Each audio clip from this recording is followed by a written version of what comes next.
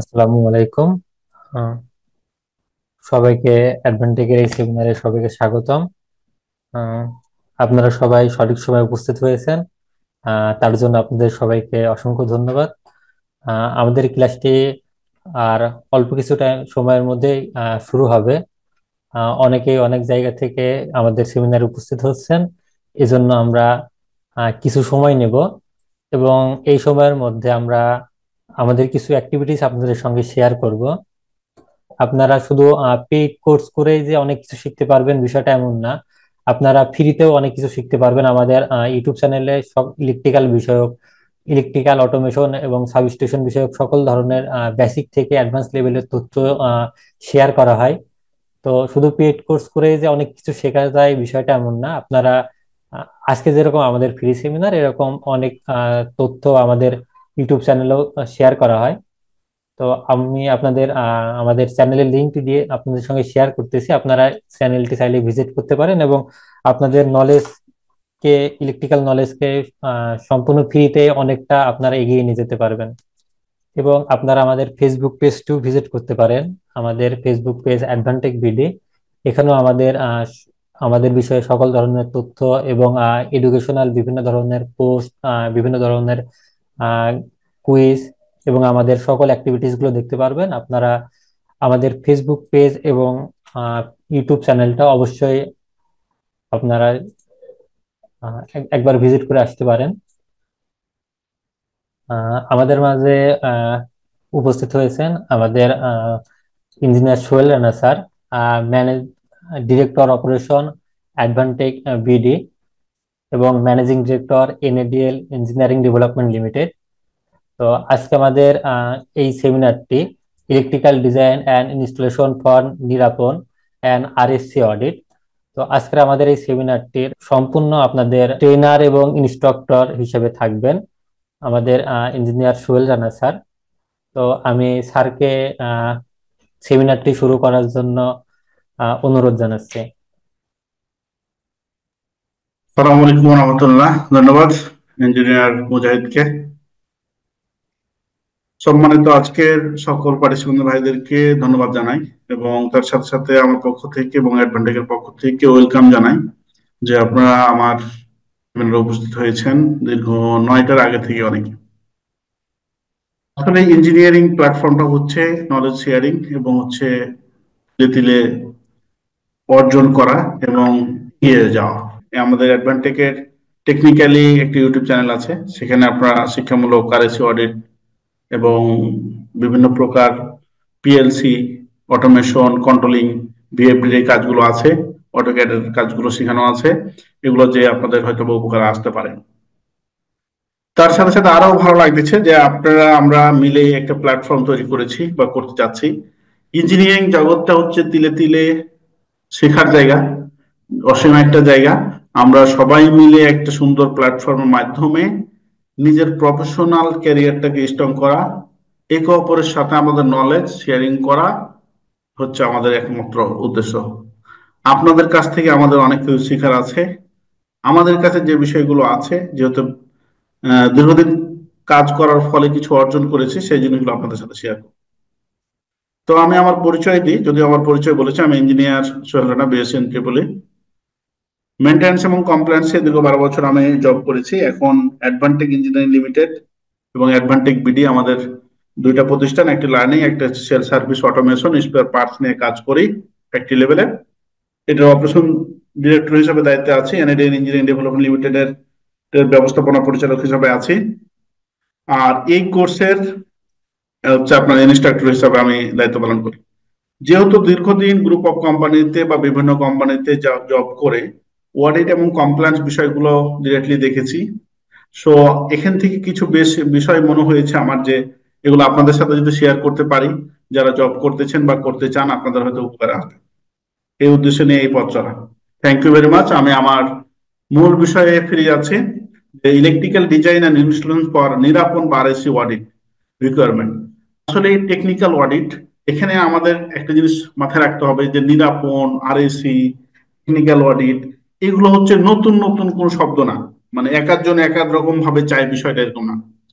ওরা আসলে কি চায়, যে আপনি ইলেকট্রিক্যাল ইঞ্জিনিয়ার, আপনি একটা সাবস্টেশন তৈরি করবেন, আপনি একটা ডিবি তৈরি করবেন, আপনি একটা ফ্যাক্টরির যে কেবল টে নিবেন, কেবল ক্যালকুলেশন করবেন, মেশিন ইনস্টল করবেন, এগুলো এলপিএস ডিজাইন করবেন, এসএলডি করবেন, ইএলডি করবেন, এগুলো প্রপার ওয়েতে ইলেকট্রিক্যাল স্ট্যান্ডার্ড অনুযায়ী করবেন। ক্লিয়ার বিষয়টা? ইলেকট্রিক্যাল স্ট্যান্ডার্ড অনুযায়ী করবেন। তাহলে নিরাপন মনে করেন সাবস্টেশন একরকম করে চাইবে, আরএসি আর এক রকম করে চাইবে, টেকনিক্যাল অডিট আর এক রকম চাইবে, অ্যালায়েন্স আর এক রকম চাইবে, বিষয়টা এরকম না। বিষয়টা হচ্ছে যে আপনার ইলেকট্রিক্যাল স্ট্যান্ডার্ড অনুযায়ী আমাদেরকে কাজ করতে হবে। তো আমরা যদি ইলেকট্রিক্যাল স্ট্যান্ডার্ড অনুযায়ী কাজ করতে পারি, দেন আপনার আর কোনো প্যারা নেই। সম্মানিত ইঞ্জিনিয়ারগণ, আন্তরিকভাবে দুঃখ প্রকাশ করতেছি, আমাদের নেটের প্রবলেমের কারণে আমরা ডিসকানেক্ট হয়ে গেছিলাম। আবার পুনরায় আমরা জয়েন হতে পেরেছি, অনেকে হয়তো বা হতে পারেনি। চলে আসবে, আমরা আলোচনা চালিয়ে যাই ইনশাল্লাহ। যে বিষয়টা আমি বলতেছিলাম যে যখন কোনো সাবস্টেশন বা যে কোনো কাজ আমরা ইলেকট্রিক্যাল ইঞ্জিনিয়ার যারা করব, তারা যদি ইলেকট্রিক্যাল কোড মেনে, স্ট্যান্ডার্ড কোড মেনে যদি আমরা করি, দেন আপনার কোনো অডিট নিয়ে ওভাবে মাথা ব্যথা করার কোনো প্রয়োজন নাই। তখন আপনি নর্মালি আপনি পারবেন। এখানে ইলেকট্রিক্যাল স্ট্যান্ডার্ড যদি আপনি জানা না থাকে, তখনই মনে হয় যে আরএসসি কি চাই, তারপর হচ্ছে আপনার নিরাপন কি চাই, এই জিনিসগুলো আমাদের মানে খুবই একটা মানে চাপ হয়ে দাঁড়ায়, যেটা মালিক পক্ষেরও হয়ে দাঁড়ায়, এবং আমরা ইঞ্জিনিয়ার যারা কাজ করি তাদেরও বিষয়টা অনেক প্রবলেম হয়ে দাঁড়ায়। তো সেই জিনিসগুলোকে রিমুভ করার জন্য আমরা ইলেকট্রিক্যাল ইঞ্জিনিয়ার যারা আছি, তারা প্রপারলি নিয়ম অনুযায়ী কাজ করব। ইনশাআল্লাহ আমরা এগুলো নিয়ে এতটা করতে হবে না, প্রবলেম ফেস করতে হবে না। তো আজকে সেই বিষয়গুলো আমরা দেখানোর চেষ্টা করবো আপনাদেরকে, যে আসলে কোন বিষয়গুলো কিভাবে বা কি চাই। একটা ফ্যাক্টরি যারা জব করে তারা তো এটা প্রতিনিয়ত এগুলোর সাথে থাকে, এবং যারা কাজ করে না তারা কিভাবে নিজকে ফ্যাক্টরির জন্য তৈরি করবে, এবং আহ, মানে ভিতরে যে একটা ভয় কাজ করে যে আসলে অডিট, আপনারা দেখেছেন যে নিরাপন বা হচ্ছে আরএসি যখন অডিট আসে, মালিক পক্ষ এবং ইঞ্জিনিয়ার টিমের 15টা দিন বা 1 মাস, মনে করেন টাইম দিল যে 15 তারিখে নিরাপন অডিট আছে বা আরএসি, এই 15টা দিন রাত নাই দিন নাই, মনে করেন খুব খারাপ অবস্থা। এটার কারণটা কি? তারপরেও অডিটের জন্য আমাদের এত হাহাকার না কেন? এটার কারণটা হচ্ছে যে আপনার প্রতিষ্ঠানটাকে যেভাবে সাজানোর, যে কোড অনুযায়ী বা যে নিয়ম অনুযায়ী, হয় মালিক পক্ষ আপনাকে করতে দেয়নি, আর না হয় আপনি জানেন না, ইঞ্জিনিয়ার আপনি করেননি, আর না হলে আপনার করার পরিবেশ ছিল না। এর মধ্যেই সীমাবদ্ধ। মানে নতুন কিছু যে আপনার অডিট বা হচ্ছে মানে দিবে, বিষয়টা এরকম। আপনি ইলেকট্রিক্যাল অনুযায়ী, স্ট্যান্ডার্ড অনুযায়ী কাজ করলেই আনা। তো এখানে দেখেন অ্যালায়েন্স বা হচ্ছে নিরাপত্তা আসলে এগুলো কি। এটা হচ্ছে আপনার একটা সেফটি বা মনিটরিং লাভজনক একটা প্রতিষ্ঠান। এই প্রতিষ্ঠানটা আপনার ফ্যাক্টরি সবকিছু প্রভাবে সেফটি অবলম্বন, প্রত্যেকটা বিষয়ের সেফটি আছে কিনা, যে সেফটি থাকা দরকার সে বিষয়গুলো মনিটরিং করে। তো এটা হচ্ছে অ্যালায়েন্স একটা বিষয়। একটা হচ্ছে আরএসি। এখন জানেন যে ভাইটাল একটা পয়েন্ট হচ্ছে আরএসি, কারণ হচ্ছে নিরাপন ও হচ্ছে অ্যালায়েন্স, এটা হচ্ছে আমেরিকান ব্র্যান্ড গুলোকে ফেস করে। আর আরএসি হচ্ছে আপনার ইউরোপিয়ান, এবং ইউরোপিয়ান ছাড়া যতগুলো দেশ আছে তারা আরএসি ফলো করে। এখন আরএসিটা কি? আরএসিটা হচ্ছে আপনার একটা সেফটি মনিটরিং কোম্পানি। এই কোম্পানিটা ফ্যাক্টরিকে আপনার মনিটরিং করে যে পার্টগুলো, এই পার্টগুলো সঠিকভাবে আছে কিনা, আর নিজ নিয়ম অনুযায়ী সেটা মনিটরিং করে। তো আরএসির ব্যাপারে একটু আপনি, যেহেতু এটা একটা ইম্পর্টেন্ট ইস্যু, সেই ক্ষেত্রে এটা একটু আলোচনা করি। যে এটা হচ্ছে 20শে মে 2020 সালে, রানা প্লাজা যখন 2013 সালে নষ্ট ক্লপস হয়, দেখেন এখানে লেখা আছে যে Bangladesh readymade garments factory after the 2013 Rana Plaza building collapse হয়, তখনই আপনার অ্যালায়েন্স আর নিরাপন নামে দুটা প্রতিষ্ঠান দায়িত্ব নেয়। তারপরে হচ্ছে আপনার ওদের সাথে 5 বছরের জন্য চুক্তিবদ্ধ ছিল, চুক্তিবদ্ধ যখন শেষ হয় তখন হচ্ছে আপনার নিরাপন আর আরএসি নামে এখন বাংলাদেশে এগুলো মনিটরিং করে। আর হচ্ছে আপনার অ্যাকর্ড, ওনারা নাই এখন বাংলাদেশে। হুম, এই যে 5 বছরের জন্য চুক্তিবদ্ধ হয়। তো এখন আমার প্রশ্ন হচ্ছে, এটা নিয়ে আরো অনেক কথা বলা যাবে, ওদের ওয়েবসাইটেও গিয়ে সার্চ করলেও আপনি অনেক কিছু দেখতে পাবেন। আইসিসি 20শে মে 2020-এ এটা ফাউন্ড হয়। এটা হচ্ছে একটা জনিষ্ঠ কোম্পানি নামে। আর এটা হচ্ছে এই কোম্পানির মধ্যে বা এই সংস্থাতে ব্যান্ড হচ্ছে 150, ফ্যাক্টরি হচ্ছে 1600 মিলিয়ন ওয়ার্কার, হিউজ পরিমাণ। এরা নিয়ে এই প্রতিষ্ঠানটা গঠিত। এটা হচ্ছে আপনার ফ্যাক্টরির কথা বললাম। 3টা প্রতিষ্ঠান মিলে দি সন্ধানী লিমিটেড নামে হচ্ছে band union, band association for textile RMG sustainability in supply chain, trade union association for textile RMG sustainability in supply chain. এই 3টা প্রতিষ্ঠানে তিন তিন তিন মানে 6 করে 318 জন মেম্বার নিয়ে এটা হচ্ছে বোর্ড গঠন করা হয়েছে। বোর্ড গঠন করা হয়েছে, এই বোর্ডের মাধ্যমে মনিটরিং করে। ইলেকট্রিক্যাল একটা টিম আছে, সিভিলের জন্য টিম আছে, বিভিন্ন প্রকার টিম নিয়ন্ত্রণ করে তারা। এখন বিষয়টা হচ্ছে আরএসি আসলে মানে কি বিষয়গুলো দেখে। আরএসি স্ট্রাকচারাল সেফটি দেখে, ইলেকট্রিক্যাল সেফটি দেখে, ফায়ার অ্যান্ড লাইফ সেফটি দেখে, বয়লার সেফটি দেখে। আরো কিছু আর এইচআর অ্যাডমিনের যে বিল্ডিং এর যে স্ট্রাকচারাল পেপার টেপার আছে সেগুলো দেখে, কিন্তু মেন পার্ট হচ্ছে এগুলো। এখন দেখেন, ইলেকট্রিক্যাল সেফটি, যেহেতু আমরা ইলেকট্রিক্যাল ইঞ্জিনিয়ার, ইলেকট্রিক্যাল পার্টটা নিয়ে আলোচনা করব যে আসলে ইলেকট্রিক্যাল পার্টে কি কি বিষয়গুলো অডিটে দেখে। অডিটে দেখে যে ইএলডি দেখে, SLD, LPS design, load calculation, earthquake resistance test report, ভলিউশন test report, electrical safety training, transformer test report, thermography report, system earthing resistance test report, preventive maintenance program schedule, LOTO debit checklist, আরো কিছু main part গুলো এখানে আছে। এটা RSC দেখে। নিরাপন কি করে? নিরাপন হচ্ছে এই যে 90 ডেজের একটা ওনাদের সফটওয়্যারে একটা লিস্ট থাকে, লিস্ট গুলো অনুযায়ী। এখন ওনাদের তো একটা নির্দিষ্ট লিস্ট থাকে নিরাপন। তো আপনার আমার কি করা দরকার? মনে করেন লিস্টে যেটা চাচ্ছে, ডিবি চেক লিস্ট বলেন, আদার্স বলেন, এগুলো আপনি দিচ্ছেন। এটা তো কোনো কাজ না, এটা জাস্ট আপনার যা ওনাদের এখানে বসাইতে বলবে তাই বসাচ্ছে। আপনার আমার কাজ হচ্ছে এই পয়েন্টটা দেখেন, যেটা আমি দেখে আসলাম, টেকনিক্যাল মেনটেন্স শিডিউল। এটা আরএসির জন্য যেটা, আপনার জন্য সেটা। Generator related electrical equipment maintenance, substation related maintenance, এগুলো তো একই জিনিস যেখানেই করেন না কেন। আইপিএস ইউপিএস এর মেনটেন্যান্স এর যে একটা রিপোর্ট তৈরি করতে হয় তাদের একটা, ইলেকট্রিক্যাল ডিস্ট্রিবিউশন বোর্ডের একটা থাকতে হয়, অ্যানুয়ালি ইন্সপেকশনের রিপোর্টের একটা থাকতে হয়, এটা আরো সিও চাই। লাইটিং প্রোটেকশন সিস্টেম মেনটেন্যান্স মানে হচ্ছে নিয়ম কিভাবে হতে পারবে, থার্মোগ্রাফি এটাও সেম, ফায়ার টেস্ট মানে ইনসুলেশন টেস্ট এটাও সেম, আর্থ রেজিস্ট্যান্ট টেস্ট এটাও পরিচিত আছে, ট্রান্সফরমার ওয়েল টেস্ট সেটাও আছে, ইলেকট্রিক্যাল লোড ম্যানেজমেন্ট এটাও এটাও আছে, ইলেকট্রিক্যাল সেফটি মেনটেন্যান্স এটাও আছে। এখন দেখেন, এই যে এই কথাগুলো হচ্ছে আপনার হচ্ছে নিরাপনের কথাবার্তা। আর তার আগে যেটা দেখালাম কি, যে আপনার হচ্ছে এই কথাগুলো হচ্ছে আরএস এর। কোনো কি পার্থক্য আছে? SLD, LPS design, load calculation, আর্টপেস, থার্মোগ্রাফি সব।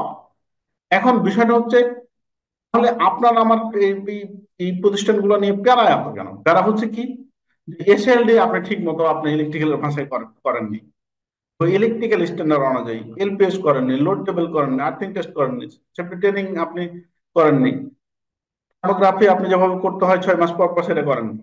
এখন এটা করেননি, সেই জন্য আপনার প্যারা। যদি আপনি নিয়ম মাফিক করে রাখতে পারতেন তাহলে কোনো সমস্যা ছিল না। ইভেন আপনি জানতেছেন না যে আপনার কি করা দরকার। মজার বিষয়টা হচ্ছে এটা, জানেন না, নাহলে করেন না, দুইটার মধ্যে কি করা আপনার, কেমনে কোম্পানিটাকে সাজানো দরকার। তো এখন আপনার আমার এই দায়িত্বটা কি, যারা জব করেন না এবং করতেছেন। অনেক কোম্পানি আবার প্রপারলি সাজাও আছে, অনেক কোম্পানি প্রপারলি সাজানো আছে, প্রপারলি সাজানো আছে, তাদের কোনো প্যারা নাই। তারা মনে করেন দিব্যি মানে অডিট কোনো বিষয় না, তুমি অডিটের মতো থাকো, আমি আমার মতো কাজ করে যাবো। এখন একটা প্রশ্ন আপনাদের থাকতে পারে, অডিট, আরএসি বলেন, নিরাপন বলেন, সায়েন্স বলেন, টেকনিক্যাল, তাদের অন্তর্ভুক্ত কেন হব, ফ্যাক্টরি কেন হবে, এ ধরনের কারো প্রশ্ন আছে না? জানেন সবাই? যদি প্রশ্ন না থাকে, যদি জানেন, তাহলে আমি এটা করবো, অনেক আলোচনার বিষয় আছে।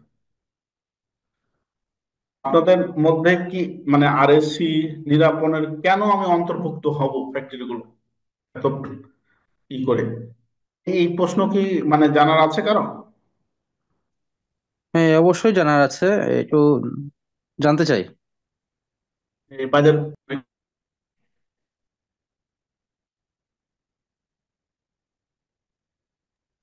আচ্ছা, থ্যাংক ইউ, থ্যাংক ইউ।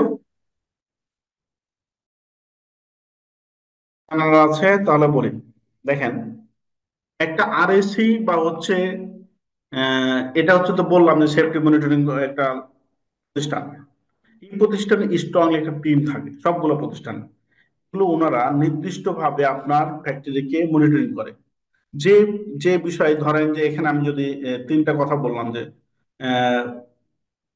ফায়ারের বিষয়টা, ফায়ারের যে সব ইকুইপমেন্ট, ফায়ার হাইড্রেন্ট পাম্প থেকে শুরু করে যে বিষয়গুলো থাকা দরকার, এক্সটিংগুইশার থেকে শুরু করে, সেটা মনিটরিং যদি না থাকে সেগুলো তাদেরকে করতে বলবে। এখন টেকনিক্যালের যে এলপিএস ডিজাইন যেভাবে করা দরকার, এসএলডি যেভাবে করা দরকার, থার্মোগ্রাফি যেভাবে করা দরকার, সাবস্টেশন যেভাবে ডেভেলপ করা দরকার নাই, সেটা আপনার করতে বলবে। যদি আপনি বয়লারের একটা রুম যেভাবে করা দরকার সেভাবে যদি না থাকে, সেটা আপনাকে করতে বলবে।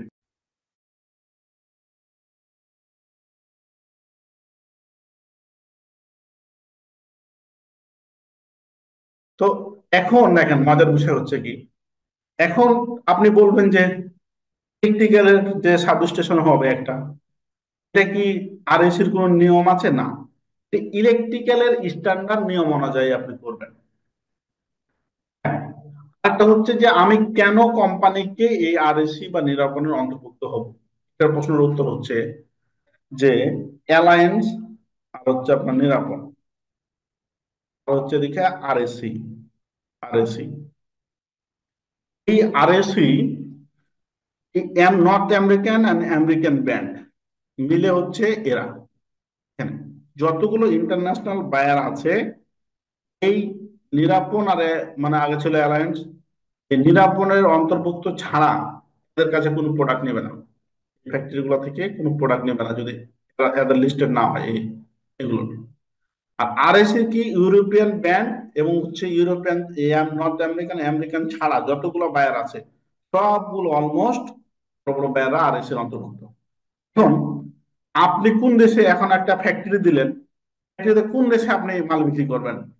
মানে বাংলাদেশের, মানে চাঁপাইনবাবগঞ্জ রাজশাহীতে বিক্রি করবেন, তাহলে আপনি কয় টাকা পাবেন? আপনার টার্গেটই তো হচ্ছে ইন্টারন্যাশনালি আপনি বিজনেস করবেন। তো ইন্টারন্যাশনালি বিজনেস করলে যদি এইগুলোর অন্তর্ভুক্ত না হন, এরা মনিটরিং কোম্পানি মানে করে আপনার ফ্যাক্টরিকে একটা মার্ক দিবে যে আপনার কোম্পানিটা কত আছে। অলমোস্ট 90 এর উপরে যদি মার্ক না পান, আপনার ভালো বায়ার আপনার কোম্পানিতে আসবে। 90 এর উপরে, 95, 100 চায় অনেকে। এখন দেখেন, এর বাইরে তো আপনার বাংলা পৃথিবীতে কোনো বিজনেস নাই ইন্টারন্যাশনাল। ফলে আপনি যদি ফ্যাক্টরি দিতে চান বা বিজনেস করতে চান, তো সেই ক্ষেত্রে আপনার অবশ্যই আপনাকে এগুলোর অন্তর্ভুক্ত হতে হবে। একটা মজার বিষয়, আমি বলবেন যে ভাই আমি যে বায়ার গুলো, মনে করেন আমি ইন্ডিয়ার সাথে বিজনেস করি, ইন্ডিয়ার তো আরএসির প্রয়োজন নাই। হ্যাঁ, প্রয়োজন আছে। আরএসি ইন্ডিয়ান, ধরেন ইন্ডিয়ান, ওরা আরএসির মতো একটা সংস্থা, ওদের ইন্টারন্যাশনালি মুভ করার মতো ওদের বা এ ধরনের ছোট দেশ, মনে করেন আরো যে ইন্ডিয়া তো আর ছোট দেশ না, অন্য দেশের কথা বলছি। তো ওরা তখন কি বলবে, আপনার কোম্পানিকে বলবে যে ভাই আপনার কোম্পানি কি আরএসি লিস্টেড? বলবে যে কি নিরাপনের লিস্টেড? না, তখন আপনার এখানে আসবে না। মানে বিষয়টা হচ্ছে যে ওনাদের নিজস্ব মনিটরিং কোম্পানি নাই, বাট ওরা ওদের উপরে, ওনাদের মানে উপরে চলে যাবে, যে ওরা তো স্ট্যান্ডার্ড মেনটেন করে। সো ওকে, ধরেন আপনি একটা আপনি একটা ব্লেজার বানাবেন, তো বেলমনে যাবেন, টপ টপ টেনে যাবেন। তো টপ টেনের ব্যাপারে কি আপনার এতটাই স্টাডি করা আছে যে টপ টেন যদি একটা ব্লেজার বানায় তো সঠিক বানাবে? আপনি কিভাবে জানেন? জানেন যে এগুলো হচ্ছে ব্র্যান্ড, বেলমন্ড এগুলো হচ্ছে ব্র্যান্ড। সো অবশ্যই আহ, আপনার আপনার এই জায়গাগুলোতে গেলে প্রতারিত হওয়ার একটা সুযোগ কম, সেই জন্য যাবেন। এর বিষয়টা যে কেন আপনি আরএসসির অন্তর্ভুক্ত হবেন এবং বিভিন্ন অডিটর আপনি আরএসসি বা বিভিন্ন অন্তর্ভুক্ত ছাড়া আপনি বিজনেস করতে পারেন।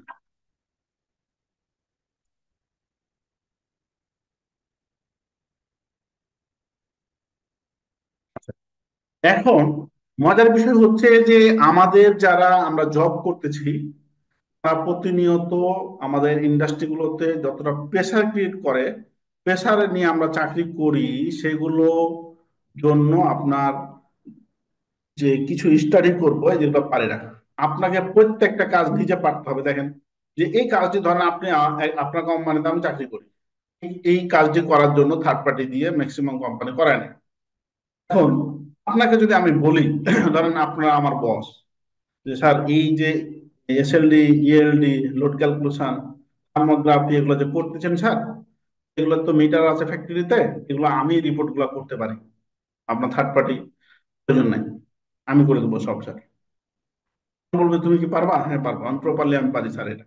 কারণ আপনি ধরেন আমার বস, এখন আমি যদি বলি যে থার্ড পার্টি এটা করার প্রয়োজন নাই, আমি করে দেবো, তাহলে আমার বেতন যদি হয় 18,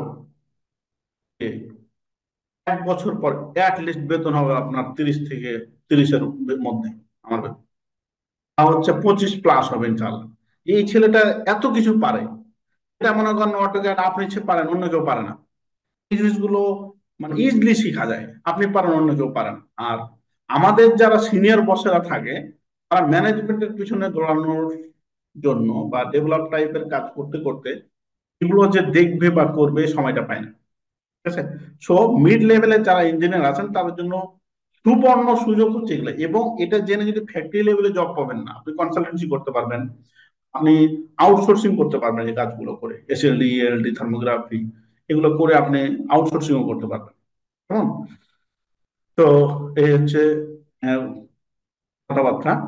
এখন চলে আসি আমরা একটু পড়ালেখা।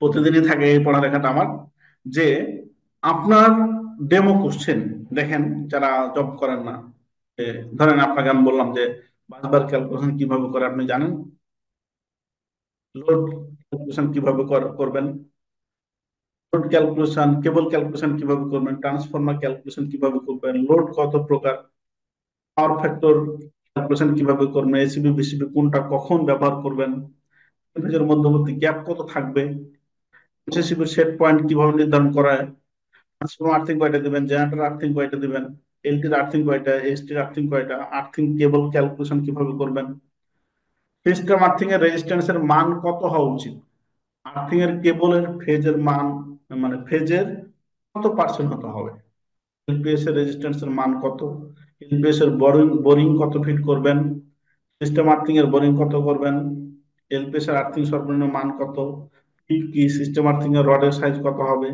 এলপিএস এর কপার রডের মান কত হবে, আরএস এর কাজ কি, থার্মোগ্রাফি সার্ভো কি, থার্মোগ্রাফি সার্ভের যে স্টেজ থাকে কয়টা, ইনসুলেশন কেবল ইনসুলেশন টেস্ট নাকি রেজিস্ট্যান্সের মান কত মেগার ওহমের উপরে হতে হবে, আরএসসি বায়োলায়েন্স নিরাপন কি। এই প্রশ্নের উত্তরগুলো একদম সহজ বা কঠিন বিষয়টা না, এই প্রশ্নগুলো ডেমো করছে। কারণ আপনি কতটুকু পারবেন এখানে ইভালুয়েশন করার সময় নাই আমাদের, অনেক বিষয় আলোচনা করতে হবে। জাস্ট আপনাদেরকে যারা জব করেন না, এগুলো আপনাকে, এগুলো একদম সিম্পল কোশ্চেন, কোনো জটিল কোশ্চেন নাই কিন্তু, ডেমো কোশ্চেন। ঠিক আছে? এই জিনিসগুলো আপনাকে ধরবে, এই জিনিসগুলো জানার জন্য, একটা জিনিস জানার জন্য আপনাকে অনেক কিছু আপনাকে ঘাটতে হবে। আচ্ছা, তারপরে এখানে একটা মানে চার্ট আছে, এই চার্টটা হচ্ছে আমার একটু আপনাদের সাথে গল্প করার জন্য। দেখেন, আমি সবসময় বলি যে বাংলাদেশে আমরা যারা ইঞ্জিনিয়ার আছি, ডিপ্লোমা বলেন বা বিএসসি বলেন, আমরা উল্টা পথে হাঁটি।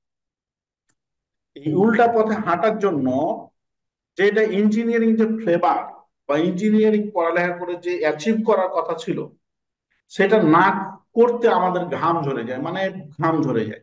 আমি মানে মানে বলতে পারবো এরকম দৃঢ়তার সাথে যে ইঞ্জিনিয়ারিং পড়ে জব সেক্টরে জব করে নিজকে মানে কষ্ট ছাড়া, মানে কষ্ট ছাড়া তো কিছুই হবে না, মানে ইজিলি পড়ালেখা ভালো প্রতিষ্ঠানে করেও আপনার ভালো লাইফ লিড করতেছে, এটা খুবই কম পার্সন।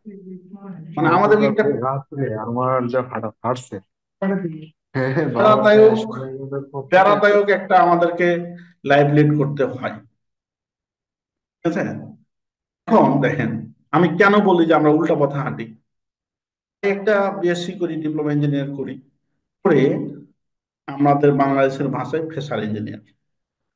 ফ্রেশার ইঞ্জিনিয়ার কি করলো, আরো ধরে ধরে একটা চাকরি নিল, বা নিলাম, নেওয়ার পরে ওকে দিল একটা মেশিন ইনস্টল চলতেছে, বা অটোমেশনের কাজ চলতেছে, বা ট্রাবল শুটিং করতেছে, বা সাব স্টেশনের ডিজাইনের কাজ চলতেছে, ওই জায়গাতে মনে করেন ওকে দায়িত্ব দিল, যাও 5-7 দিন করলেন, দেখাশোনা হলো, দিল। আচ্ছা ভাই বলেন তো, আমরা যে লেখাপড়া করি, আমাদের থিওরি আমরা অনেক কিছু শিখি, এটা 100%, কিন্তু প্র্যাকটিক্যাল তো আমরা ওভাবে কিছু শিখতে পারি না অন্যান্য দেশের মতো। এখন আপনি সাব স্টেশনে কাজ চলতেছে, আপনি বেস ইঞ্জিনিয়ার, ডিপ্লোমা ইঞ্জিনিয়ার, আপনাকে চেয়ার দিল, টেবিল দিল, এখানে কপের একটা কাপ দিল, পানি দিল, আর বসে বসে এবং খাইবেন আর মনিটরিং করবেন। বিষয়টা কি এরকম? তুমি জব আছে নাকি বাংলাদেশে? বড় ভাইয়েরা একটু রেসপন্স করেন যে আপনি জয়েন করলেন, আপনি সাব স্টেশন হচ্ছে, আপনি ইঞ্জিনিয়ার হিসেবে জয়েন করেছেন, জুনিয়র ইঞ্জিনিয়ার বা সাব স্টেশন ইঞ্জিনিয়ার বা অ্যাসিস্ট্যান্ট ইঞ্জিনিয়ার, আপনার জন্য একটা, যেখানে কাজ চলতেছে, একটা বসার টেবিল চেয়ার দিয়ে আপনি ওখানে বসে আছেন, মনিটরিং করতেছেন, মানে এন্ট্রি লেভেলের জব এরকম আছে নাকি? না না, এরকম নাই। নাই। থ্যাংক ইউ ভাইয়া কথা বলার জন্য। কথা বলতে হবে ভাই, আমরা তো এটা আলোচনা করতেছি, হ্যাঁ, আপনারা চুপচাপ থাকলে কেমন হবে? তো আসলে এরকম আসলে নাই। স্যার আসলে স্যার মানে আমাদের বাংলাদেশের প্রেক্ষাপটে আমরা যদি এই সুযোগটা ওরকম ভাবে সুযোগটা পেতাম, তাহলে হয়তো আমরা নিজেদেরকে আর একটু ইয়ে করতে পারতাম। মানে এটা আমার একটা ওপিনিয়ন থেকে বললাম আর কি আসলে। না না, থ্যাংক ইউ থ্যাংক ইউ। আমি আমি ভাই ওটির জন্য আমি মানুষকে উৎসাহ দেওয়ার চেষ্টা করি যে এখানেই আসতে হবে আমাদের। এখন দেখেন, আমরা কি করি, নাই, আমরা নাই, আমি 12 বছর চাকরি করেছি, নাই। এখন এখানে এলটি প্যানেল কোনটা, ট্রান্সফরমার কিভাবে ডিজাইন করে, বাসবার ক্যালকুলেশন কিভাবে করে, পিএফআই ক্যালকুলেশন কিভাবে করে, কেবল ক্যালকুলেশন কেউ কিছু জানেন না আপনি। আমরা কি জন্য, আপনাকে আমাকে কি জন্য টেবিল দেবে, সেটা দেবে? বুঝেন কি ঘটনাটা? কিন্তু কিচ্ছু জানি না আমরা। এখন একটা টেকনিশিয়ান যদি যেদিন জয়েন করলো আর আপনি যেদিন জয়েন করলেন, ও যেভাবে দেখে দেখে শিখবে, আপনিও শিখতেছেন। তাহলে এই যে পড়ালেখা আমরা করলাম, ইঞ্জিনিয়ারিং যে একটা ফ্লেভার, সেটা পেতে তো আপনাকে অনেকদিন সময় লাগবেই। এটাই তো স্বাভাবিক। আবার আপনি আমি কিছুই জানি না। এখন সেজন্য এই পথটা ঠেলে আস্তে আস্তে আস্তে এই জায়গাটা একটা গুড পয়েন্ট আসতে আমাদেরকে 5-6 বছর জীবনে কেটে যায় দেখে দেখে শেখার জন্য। অ্যাকচুয়ালি এই জিনিসটা যদি আপনি রিমুভ করতে চান, আমার কাছে পরামর্শ চান, আমি ছোট ভাই হিসেবে পরামর্শ দিব যে ভাই এই পাশে উল্টা দিকে যাচ্ছেন কোনো সমস্যা নেই, আপনি দেখে দেখে শিখতেছেন কোনো সমস্যা নাই, কিন্তু দেখে দেখে শিখা আপনার 1 ইয়ার, অনলি 2 ইয়ারের মধ্যে যে কাজগুলো আপনার আশেপাশে সাবস্টেশন থেকে শুরু করে ক্যালকুলেশন কিভাবে, ইলেকট্রিক্যাল ক্যালকুলেশন বা স্ট্যান্ডার্ড অনুযায়ী কিভাবে হয়, এটা দেখে দেখে শিখা। কেবল টানেন, আপনি ঘাড়ে করে কেবল টানেন, বাসবার টানেন, কোনো সমস্যা নাই। এটার ফাঁকে আপনাকে ইলেকট্রিক্যাল স্ট্যান্ডার্ড খুঁজে বের করতে হবে এজ এ ইঞ্জিনিয়ার হিসেবে, যদি আপনি ভালো পজিশনে যেতে চান। ইলেকট্রিক্যাল স্ট্যান্ডার্ড আপনাকে খুঁজে বের করতেই হবে। এটা কিভাবে হচ্ছে, নারী নক্ষত্র বের করতে হবে। তাহলে দেন যদি 2 বছর বা 1 বছরে যদি নারী নক্ষত্র খুঁজে পান, দেন 3 বছরের মধ্যে আপনাকে হয় প্রমোশন দিতে হবে, আপনি সব সেক্টর সবকিছু জানেন। আর না হলে আপনাকে চাকরি চেঞ্জ করতে হবে।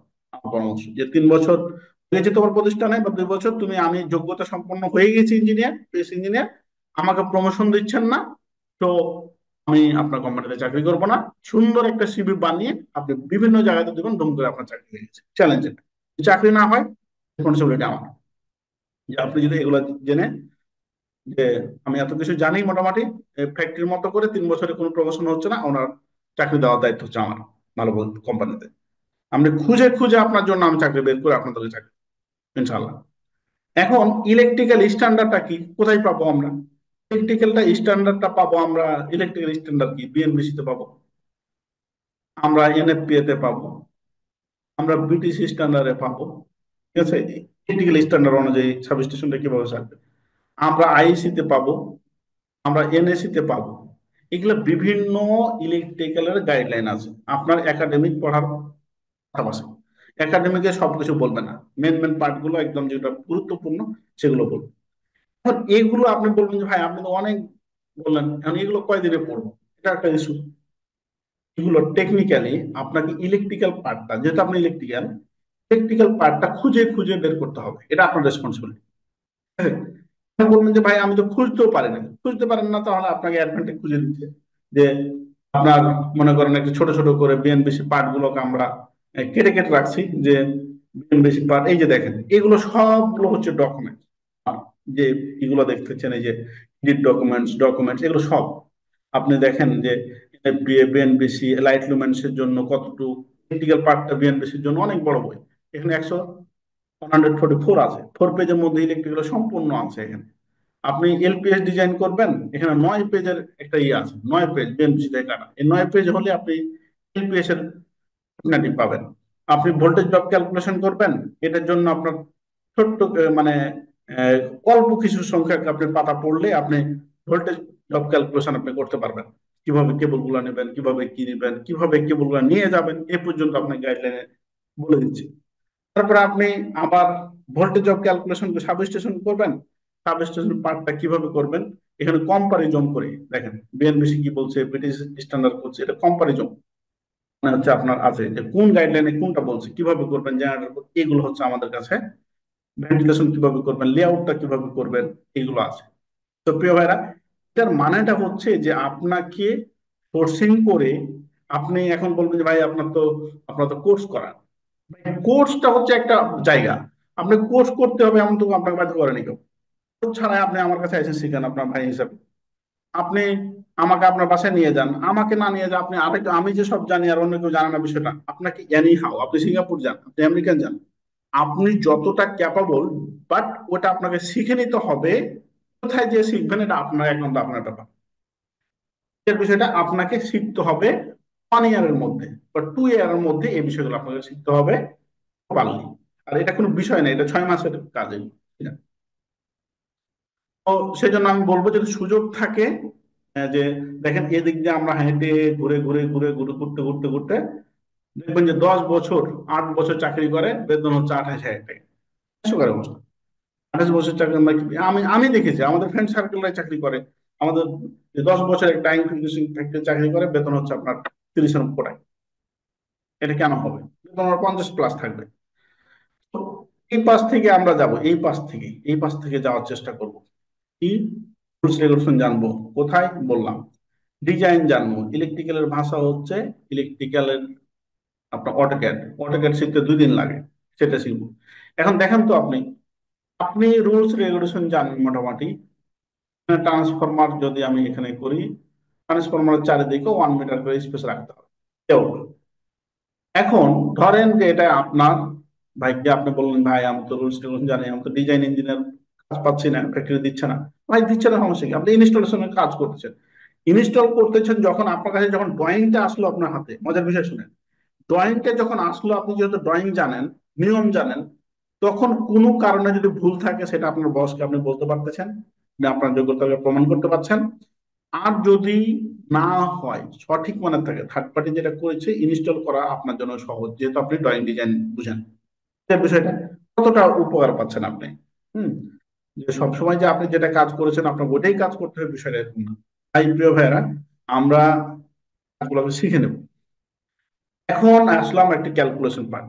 আপনারা জানেন যে টেকনিক্যালি যে যেটা কাজ করে, ধরেন আপনি ইঞ্জিনিয়ার, আপনি একটা সাবস্টেশনের মধ্যে ঢুকবেন, আপনার চোখ থাকবে যে এখানে নিয়মের বাইরে কোনটা কাজ করা আছে, এখানে সাবস্টেশন আলো নাই, কত আলো দরকার সাবস্টেশনের ভিতরে, কি বলতে পারবেন?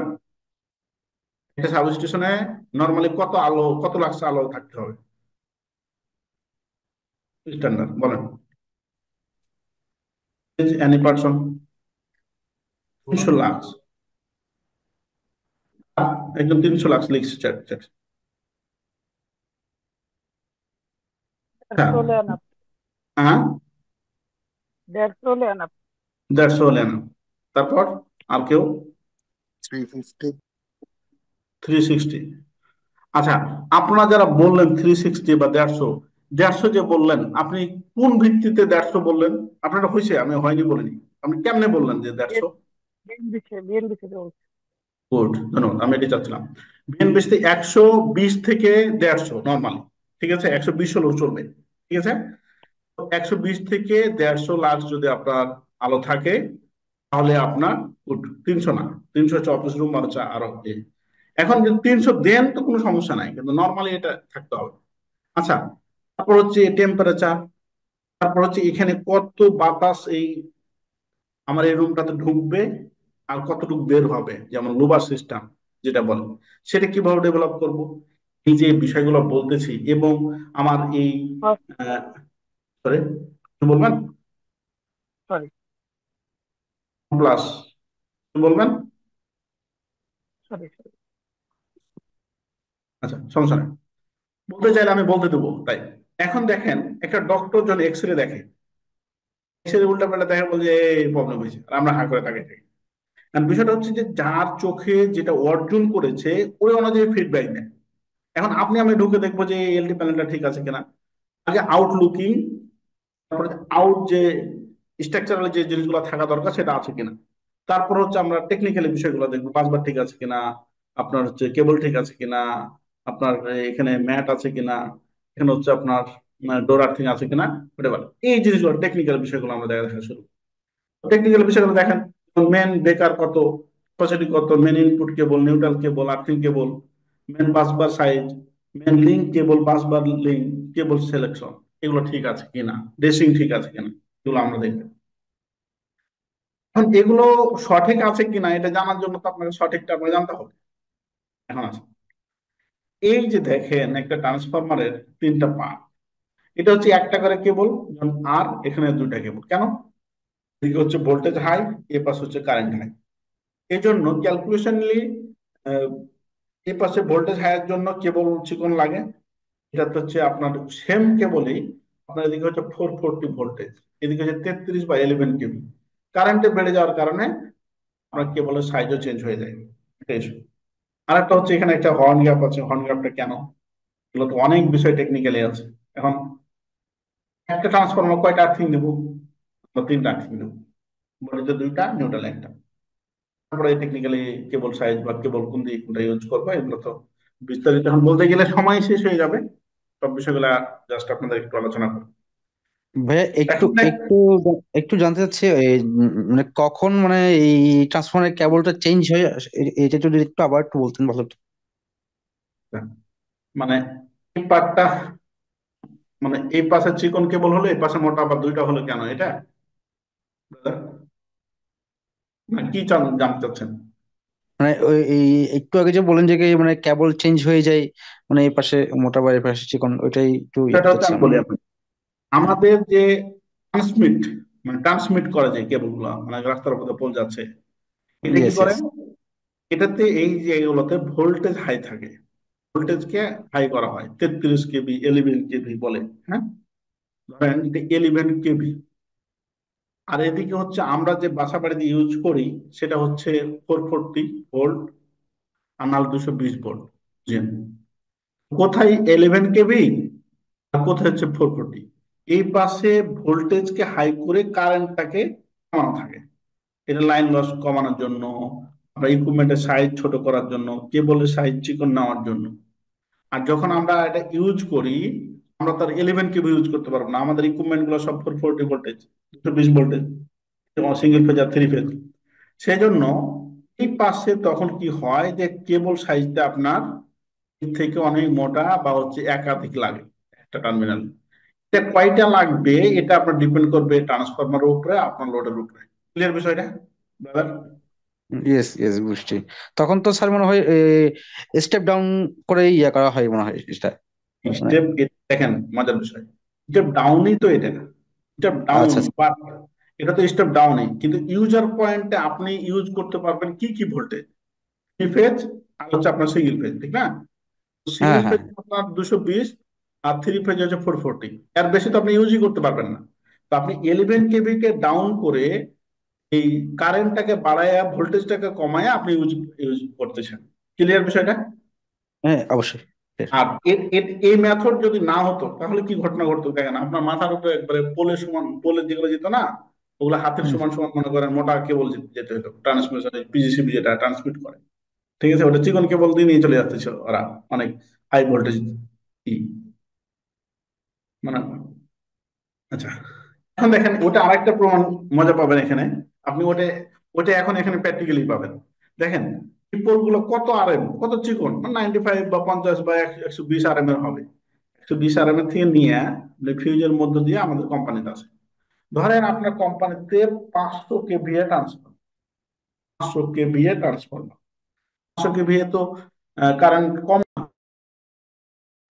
500 কেভিএ ট্রান্সফরমারে দেখেন যে ফিউজটা আমি এখন সিলেকশন করতে যাই, এই ফিউজ সিলেকশন আপনি শিখবেন।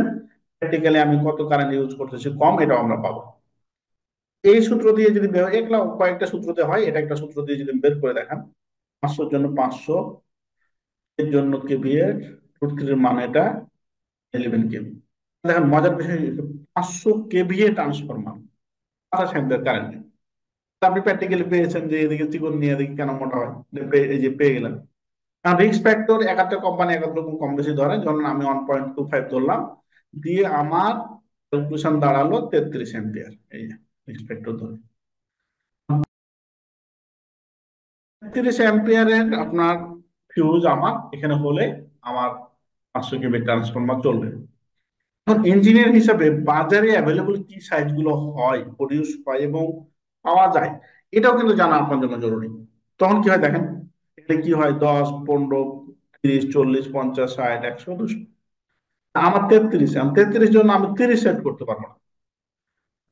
33-এর জন্য আমি 33 অ্যাম্পিয়ার যদি আপনি লিখে দেন, তাহলে বাজারে মনে করেন খুঁজতে খুঁজতে নাই, তখন কিন্তু আপনার খবর আছে, আমার খবর আছে, ইঞ্জিনিয়ারিং ছুটে।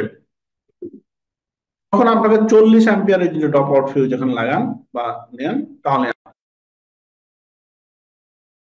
বাজার বাজার সম্বন্ধে এবং হচ্ছে কি মালগুলো প্রডিউস হয় এটাও কিন্তু আপনাকে জানতে হবে। আর এখন তো নেটের যুগ, আপনি সার্চ করলে সব পেয়ে যাবেন। আগে তো ম্যানুয়াল নিয়ে বসে থাকতে হতো যারা সিনিয়র পার্সনদেরকে।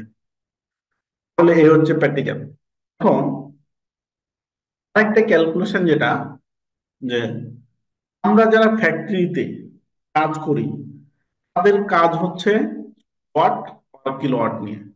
মেশিন এত ওয়াট, মোটর এত কিলোওয়াট, লাইট এত ওয়াট, ইউজার পয়েন্টে যত কিছু আছে ওয়াট আর কিলোওয়াট।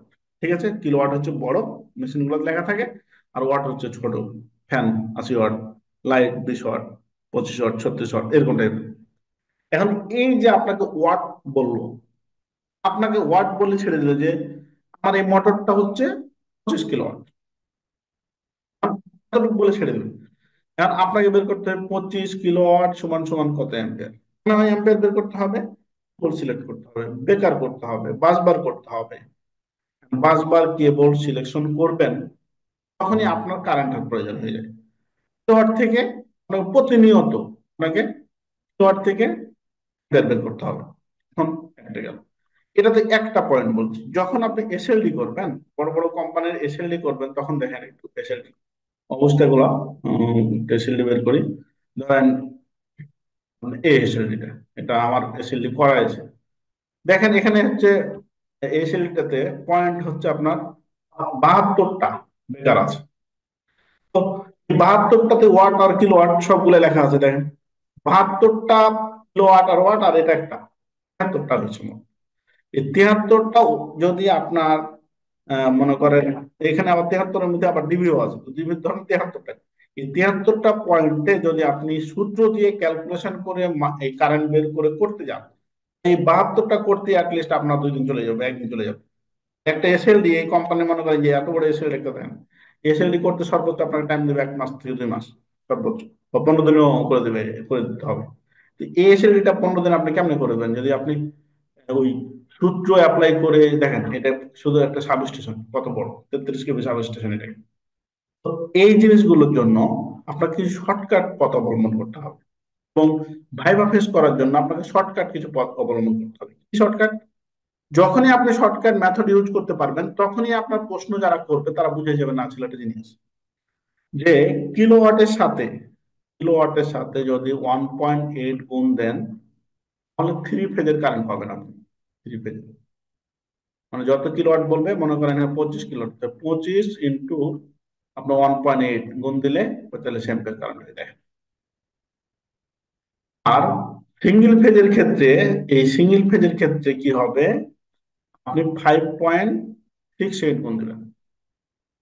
5.68 গুণ দেবেন, তাহলে হচ্ছে সিঙ্গেল ফেজ পাবো। এটা সিঙ্গেল ফেজ কত দেয়, যে 142। দেখেন তো, যদি আপনাকে আমি প্রশ্ন করি যে 20 কিলোওয়াট সমান সমান কত, আপনি যদি √3 VI cos থিটা যা করতে যান, আমি তো অনেকের এই জীবনে আমার ভাই বোনে অসুখ হয়ে যাওয়া দিয়েছে, ভাই বোন নিলেই দেখবেন যে যখনই এই প্রশ্নটা করি, উনি ক্যালকুলেটর মানে খাতা কলম নিয়ে মোবাইল টোবাইল বের করে মনে করে একদম মনে হচ্ছে যে বিশেষ পরীক্ষা দিতে এসেছে ব্যাপারটা। তখনই মনে হয় যে না, উনি তো টেকনিক্যালি অনেক পিছিয়ে আছে। আপনি এবং এই সূত্রে অ্যাপ্লাই করতে গেলে আপনাকে ভোল্টেজের মান বসাতে হবে, তারপর হচ্ছে আপনার পি এর মান বসাতে হবে, আয়ের মান, এগুলো সব বসানোর পরে আপনি দেন আপনি আয়ের মান পাবেন। তো এই জিনিসগুলো যখন আপনি শর্টকাট জানতে পারবেন যে কিলোওয়াট সাথে 1.8 গুণ দিলে হবে, 5.68 গুণ দিলে হবে, তখন জিনিসটা ইজিলি মানে 3 সেকেন্ডে অ্যান্সার বেরিয়ে আসে, তখন আপনাকে স্যার উল্টা কোশ্চিন করবে। হ্যাঁ, স্যার এই স্যার এই মেথডে কি আপনার ওই বাসবারের মানটা সহ একসাথে আসবে মনে হয় না? বাসবার বলতে এটা তো আপনি আপনি বাসবার বলেন আর বেকার বলেন, আপনি তো এখান থেকেই তো এদিকে যাবেন, আপনি কারেন্টটা বের হবে, যত কিলোওয়াট বলবে ওখান থেকে কারেন্ট বের হবে। আচ্ছা আচ্ছা। আর বাসবার তো ধরেন, ধরেন যে আপনি এখানে বাসবার ইউজ করবেন আপনার প্রশ্নটা, হ্যাঁ, আর এখানে কেবল ইউজ করবেন, এখানে বেকার করবেন, তাহলে আপনাকে লোডের উপরে ডিপেন্ড করে আপনার 45 অ্যাম্পিয়ারের জন্য কেবল দিতে হবে, বেকার বাসবার দিতে হবে। বাসবার তো শুধু ওয়ান কাইন্ড অফ কেবলের পরিবর্তে এটা। আমি নর্মালি কেভিএ কে এত দিয়ে করে থাকি, কারণ হ্যাঁ এটা হতে পারে, ওটাটাই ব্যাপার না। যেটা কেভিএ থেকে আপনার, যে এক ভাই লিখছেন যে কেভিএ তো আর মানে আউটপুট কনজিউমার লোড, যেটা কনজিউমার লোড তো আপনার কেভিএ থাকে না, কেভিএ থেকে ট্রান্সফরমারের ক্ষেত্রে ওটা হতে পারে, ওটা আরো আলোচনা আছে, আলোচনা আছে।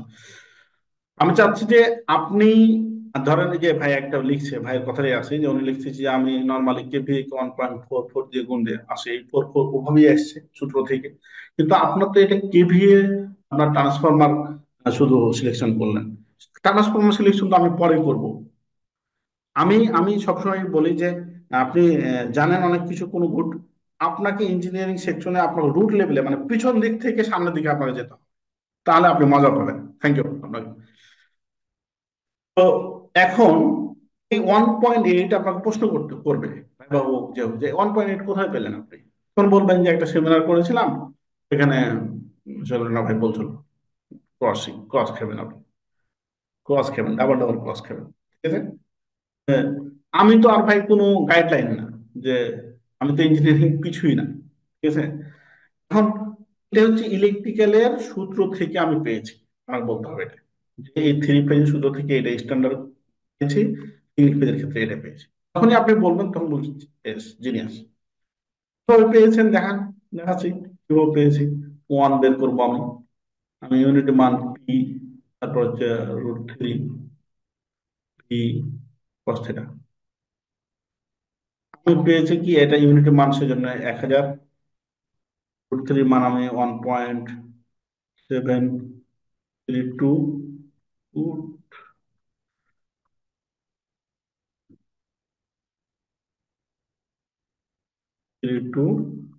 আমার ভোল্টেজ হচ্ছে 400, আমার cos থিটা মান হচ্ছে 0.8। একজন ক্যালকুলেটর করলে ভালো হবে, দেখেন করেন।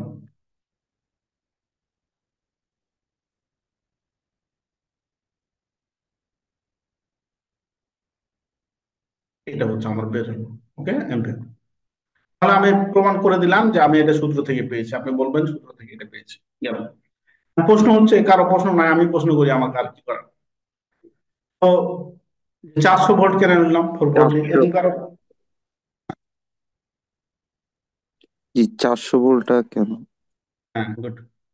400 ভোল্টটা নিলাম এই জন্য, আপনার এটা হচ্ছে নমিনাল ভোল্টেজ, মানে স্ট্যান্ডার্ড ভোল্টেজ হচ্ছে 400, ঠিক আছে।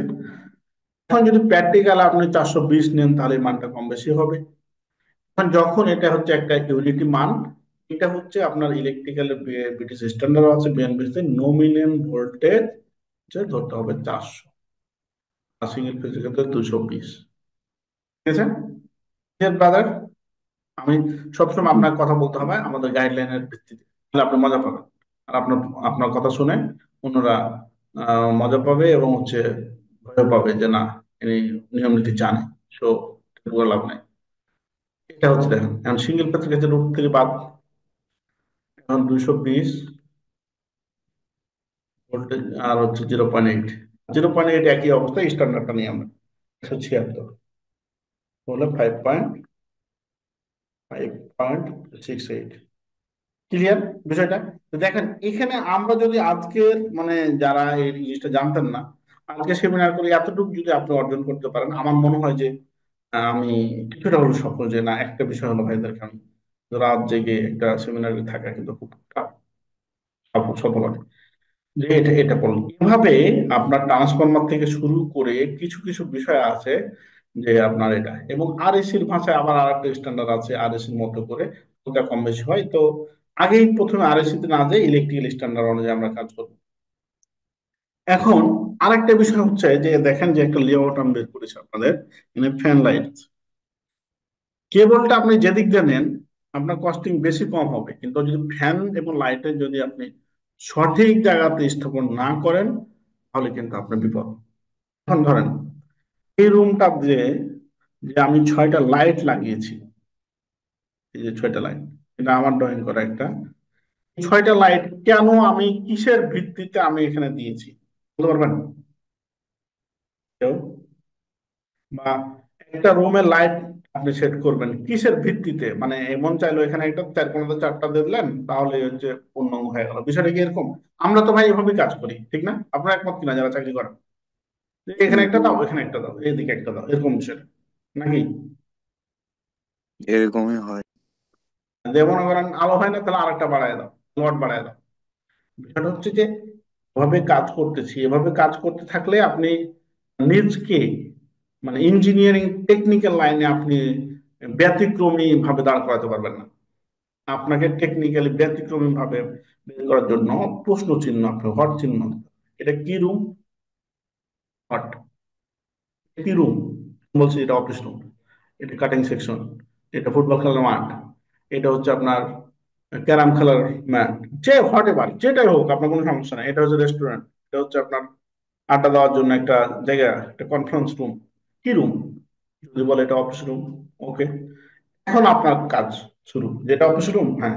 আচ্ছা, অফিস রুমে স্ট্যান্ডার্ড কত লাক্স প্রয়োজন? তার কথা এই যে কয়েকজন ভাই বিএমসি পড়ছে, এটার জন্য আপনাকে স্ট্যান্ডার্ড খুঁজে বের করতে হবে কি, যে অফিস রুমের জন্য কত প্রয়োজন। অফিস রুমের জন্য 300 লাক্স প্রয়োজন। এটা কোথায় আছে? এটা আছে, আমি জানি, আমার বস বলেছে। কোনো কাহিনী নাই, বসের কাছ থেকে শুনবেন, কিন্তু আপনাকে এটা বায়া দলিল বের করতে হবে যে বস বলেছে। বস বলেছে কোনো কথা নাই, বসের কাছ থেকে শিখবেন, কিন্তু বসের কথা কোনো জায়গায় বলবেন না যে বস বলেছে। এটা বলেছে ইলেকট্রিক্যাল স্ট্যান্ডার্ড গাইডলাইন। কোই স্ট্যান্ডার্ড গাইডলাইন একটু দেখে নিয়ে আসি আপনাদেরকে। এই যে দেখেন ইলেকট্রিক্যাল স্ট্যান্ডার্ড বলছিলাম না আমি, এই যে আমাদের জাতির পিতার ছবি, সুন্দর। তো এটা এই ইলেকট্রিক্যাল পার্টটা কাটা আমার, এত বই পড়ার সময় নেই। আমি আমি ইলেকট্রিক্যাল ইলেকট্রিক্যাল পার্টটা আমাকে নিয়ে আনা। দেখেন এই যে ভ্যালু গুলো, এগুলো যে স্ট্যান্ডার্ড আপনার লাক্স। এটা এখানে বলছে যে কোন সেক্টর, অলমোস্ট আপনার যে আপনার আশেপাশে যে স্কুল কলেজ অ্যাসেম্বলি পয়েন্ট সব বলে চলে এসেছে। আমার একটা কি, যে দেখেন যে এগুলো নিয়ে না, রেস্টুরেন্টে নিয়ে না, রেস্টুরেন্ট করলাম, রেস্টুরেন্টে যাবো, ব্যাংকেও নিয়ে না। আমার অফিস এই যে অফিস, অফিসের কোন জায়গায় কত আপনি দিবেন এখানে দেওয়া আছে। কত জায়গাতে বলেন চিকেন কোথায়, অফিস কোথায়, তারপর অফিসের কোথায় 300। দেখেন আমরা যদি আমি বলি যে এটা বিএনপিসি, যদি এটা আমি আপনাকে বের করে দিই, আপনার কোন অডিটের আপনার কিছু বলতে পারবো না। এটা স্ট্যান্ডার্ড গাইডলাইন। এখন এই 300 লাখ তো আমি পেয়ে গেলাম, যে অফিস রুমের জন্য 300 লাখ প্রয়োজন। আচ্ছা, লাক্স কি আর লুমেন্স কি, এটা একটা দেখা দরকার। লাক্স আর লুমেনের মধ্যে পার্থক্য লুমেন আপনার লাইটের থেকে পাবেন আপনি, আর লাক্স পাবেন লাইট থেকে নির্গত হয়ে আউটপুট। লুমেন পাবেন লাইটের গায়ে বা টেকনিক্যাল ডাটা শিটে, আর লুমেন পাবেন আপনার আউটপুট। ঠিক আছে? এই যে লুমেনটা পাবেন, এটার প্রমাণটা কি? এটার প্রমাণটা হচ্ছে একটু ঘুরে গেছে, লাইট লুমেনটা একটু, লাইট লাইট লাইট দেখেন,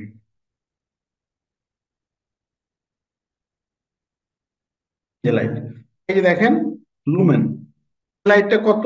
এই লাইটটা মনে করেন আপনি ঠিক করেছেন 31.8 ওয়াটের, লুমেন টোটাল হচ্ছে 4580, আর ওয়াট কত? 144। বুঝছেন? লাইটের এত লেখা আছে, আরো অনেক বিষয় লেখা আছে, এটা বিস্তারিত আলাপ করতে গেলে আজকে দিন শেষ। এখন আমার বিষয়বস্তু হচ্ছে যে এখানে তো 300 ঠিক করলাম, এখন 300-র জন্য কয়টা লাইট আমার প্রয়োজন? এই সারফেক্সে ওয়ার্কিং এরিয়াতে অফিসের টেবিলের উপরে আমার 300 লাক্স প্রয়োজন, এটার জন্য আমি কয়টা লাইট আমি নামাবো এখানে? এটার উপর ডিপেন্ড করে আবার আপনার লাইট লুমেন্স মেথড, একটা সূত্র আছে, সূত্রটাতে সব মান যদি আপনি বসান, দেন ক্যালকুলেশন করেন, দেন আপনি এখানে কয় ওয়াটের কত লাইট আপনি বসাতে চাচ্ছেন সেটা পেয়ে যাবেন। ধরুন যে এই রুমটাতে আপনি 6টা লাইট আপনি ঠিক করে ফেলছেন যে এই রুমে 6টা লাইট প্রয়োজন। এই 6টা লাইট আপনি কিভাবে আপনি স্থাপন করবেন একটা বিষয়, আপনি এই পাশ থেকে এই অল পর্যন্ত কতটুকু আপনি জায়গা স্পেস রাখবেন, এটা থেকে কতটুকু স্পেস রাখবেন, হ্যাঁ, এর মধ্যখানে স্পেস কত থাকবে, এটা থেকে এটার দূরত্ব কতটা থাকবে, এটা কিভাবে ঠিক করবেন? জানেন কেউ এটা কিভাবে ঠিক করবেন? এটা জানার একটা মেথড আছে।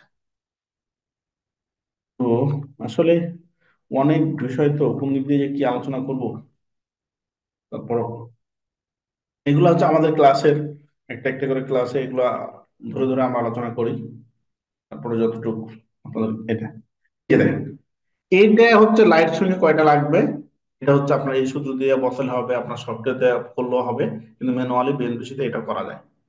ধরুন যে আমরা পেয়ে গেছি যে 6টা লাইট লাগবে, 6টা লাইট যখন লাগবে তখন আপনি যেটা করবেন যে এখানে যে এটা হবে এটা মিটারে কনভার্ট করবেন, দিয়ে একে 6টা লাইট, এখানে মনে হয় 6টা লাইট, তাহলে এদিকে 3টা, এখানে 3টা, এর 3 দিয়ে ভাগ করবেন, 3 দিয়ে ভাগ করে কত হয়েছে? 2.06 হয়েছে। তাহলে একটা লাইটের দূরত্ব একটা থেকে 2.06 আপনি ডিস্টেন্স থাকবে। আচ্ছা, এখন এই পাশে কতটুকু থাকবে? এই পাশে আবার যেটাকে 2.06 কে আপনি আবার 2 দিয়ে ভাগ করবেন, তো যেটা হবে এখানে স্পেস থাকতে হবে, মিলে গেল দুই সাইড। এখন এই সাইডে আছে, এই সাইডে যেটা হবে, এটা মিটার হবে, একে 2 দিয়ে ভাগ দিবেন, যেহেতু দুইটা সারি, যে আউটপুটটা হবে যে 1.85, 1.85 আপনার বেরোবে। বের হওয়ার পরে এটা থেকে এটার ওয়ালের দূরত্ব কত থাকবে? আবার 1.8 কে 2 দিয়ে ভাগ দিলে আপনার 0.925 মিটার এই থাকবে। এভাবে যখন আপনি সিকোয়েন্সলি দেখবেন মিলে যাবে। আর ফ্যান হলে অবশ্যই কোনোভাবে ফ্যানের নিচে যেন শ্যাডো তৈরি না হয়, এই জিনিসটা আপনার মেনটেন করবেন, তাহলে আপনি আমার এটা করলে কি হবে দেখেন, এটা করলে যদি এটা প্রপারলি আপনি করেন, তাহলে একটা মানুষ মানে অফিসারের টেবিল আছে এখানে, একটা আছে এখানে, এটা যে টেবিল ওয়ার্ক করবেন, এই লাইটের আলো পাবেন, এই লাইটের আলো পাবে, এই লাইটের আলো পাবে সিকোয়েন্সলি, এবং এই লাইটের আলো পাবে, এই এটার দূরত্ব আর এটার দূরত্ব ইকুয়ালি 0। তাহলে অলমোস্ট আপনি এদিকে 290, 285, 300, 310, 305, এবারে কয়েক জায়গা থেকে আপনি মানে মাপেন, ম্যাপে যদি গড় করেন দেখবেন যে অলমোস্ট 300 চলে আসছে, অলমোস্ট 300, 2-1-5 কম বেশি 300 আসতে হবে আপনি। এই বিষয়টা প্রিয় ভাইরা, এই হচ্ছে আমাদের আলোচনা, এটা হচ্ছে এভাবে করতে হবে সব বিষয়গুলো। এখন আরেকটা এখানে আসছে বাসবার ক্যালকুলেশন, এখানে এটা থাকলে ভালো হতো। বাসবার ক্যালকুলেশনটা হচ্ছে কি, বাসবার ক্যালকুলেশন কিভাবে করবে? বাসবার ক্যালকুলেশনের নিয়ম হচ্ছে, বাসবারের সূত্র হচ্ছে পি সমান হচ্ছে with into thickness into 1 millimetre, কপারের ক্ষেত্রে কপার, আর স্কোয়ার মিলিমিটারে কারেন্ট প্রবাহ ক্ষমতা, আর এর ভাষায় 1.8 না 1.55 অ্যাম্পিয়ার দিয়ে গুণ দিলে আপনি পেয়ে যাবেন। ঠিক আছে?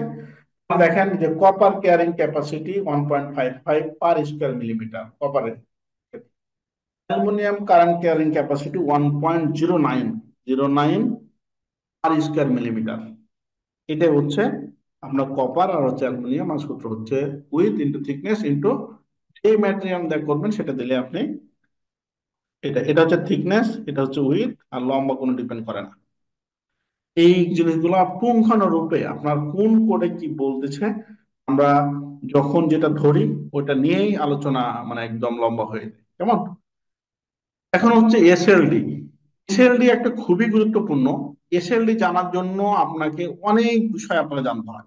মেশিনের ডাইভার্সিটি লোড, কোন মেশিনে কি করে, এগুলো এসএলডি, একজন ইঞ্জিনিয়ার যদি এসএলডি জানে তাহলে আপনাকে অনেক বিষয় জানে। দেখুন ধরেন এটা হচ্ছে আরএফবি, এটা হচ্ছে জেনারেটর। এই যে দেখেন ড্রপ আউট থেকে শুরু করে সিডিপিটি, তারপর হচ্ছে আপনার ভিসিবি, ভিসিবির মধ্যে কি বিষয়গুলো আছে, তারপর ট্রান্সফরমার, ট্রান্সফরমারের যে কয়টা আর্থিং দিবেন, কিভাবে দিবেন, কি কেবল ইউজ করবেন, সেট পয়েন্ট কত, গেল জেনারেটরের ক্ষেত্রে শেষ। এখন দেখেন প্রত্যেকটা বিষয় পিএফআই থেকে শুরু করে আপনার ডিভি, আপনার লোড, একটা সাবস্টেশন যত আছে ক্যালকুলেশন গুলো আপনাকে এসএলডির মধ্যে সঠিক, যেটা একদম প্রপারলি স্ট্যান্ডার্ড গাইডলাইন অনুযায়ী ক্যালকুলেশন অনুযায়ী আপনার সাজাতে হবে। এখন এই জিনিসগুলো যদি আপনি না জানেন তাহলে আপনি কিভাবে আপনি একটা এসএলডি করবেন? ঠিক আছে, সেজন্য আপনাকে এসএলডির জন্য প্রত্যেকটা বিষয় সম্পূর্ণভাবে জেনে আসতে হবে। এগুলো যদি আপনি স্টাডি করেন এটা বেশি সময়ের ব্যাপার না। এলপিএস ডিজাইন, এলপিএস এর ক্ষেত্রে দেখেন প্রথম শর্ত হচ্ছে এই বিল্ডিং কি আমার এলপিএস প্রয়োজন? কি বিল্ডিংটা দেখলেন, এটা কি এলপিএস প্রয়োজন? না বা হ্যাঁ, না এবং হ্যাঁ বলবেন কিসের ভিত্তিতে? এটা হচ্ছে বিএনবিসির ভাষায় এটা রিস্ক ইন্ডেক্স। এই যে আপনাকে যে 9 পেজ আমি দেখিয়ে এলাম, 9 পেজের মধ্যে যদি আপনি দেখেন তাহলে আপনি এটা বুঝতে পারবেন যে এই বিল্ডিংটাতে আপনি এলপিএস প্রয়োজন কিনা। স্যার প্রয়োজন স্যার এলপিএস মিনসটা একটু যদি বলতেন। মানে মানে এলপিএস সিস্টেম এটা মিনসটা কি আসলে? আচ্ছা আচ্ছা, লাইটিং প্রোটেকশন সিস্টেম। ওই যে আকাশ থেকে যে বজ্রপাত পড়ে না, ওইটাকে হ্যাঁ হ্যাঁ গ্রাউন্ড হ্যাঁ। দাও, ও আচ্ছা আচ্ছা আমরা আচ্ছা। কোনো স্থাপনার মধ্যে যেন না পড়ে। এটাতে আপনার অবশ্যই এলপিএস, কিছু বিল্ডিং আছে যে এলপিএস প্রয়োজন। রিস্ক ইন্ডেক্স বা অ্যাসেসমেন্ট বিএনপিসির ভাষায় যদি 40 হয় তাহলে এটাতে এলপিএস প্রয়োজন। 40 কি হয়, বিভিন্ন ক্যাটাগরি আছে, এটা দেখতে হবে। আর এটা যে বিএনপিসির ভাষায় এই এই কোশ্চেন গুলো কিন্তু আপনি যখন চাকরি করতে যাবেন তখন কিন্তু ধরবে, ঠিক আছে? এনএফপি এর ভাষায় আপনার 75 ফিট কোনো যদি বিল্ডিং এর হাইট হয় তাহলে এটাতে এলপিএস প্রয়োজন। কি ওটা? ক্লাস 1 নামে। ক্লাস 2 নামে, ক্লাস 2 হয় ইংলিশের ভাষায় যখন 75 ফিটের বেশি যখন একটা বিল্ডিং এর হাইটটা হয় তখন হচ্ছে ক্লাস 2 হয়। ক্লিয়ার বিষয়টা? এই তিনটে মেথডের মাধ্যমে আপনার এই বিল্ডিং এ এলপিএস প্রয়োজন কিনা আপনি বের করতে পারবেন। ক্লাস 1 আর 2 মধ্যে পার্থক্য কি? ম্যাটেরিয়ালগত পার্থক্য।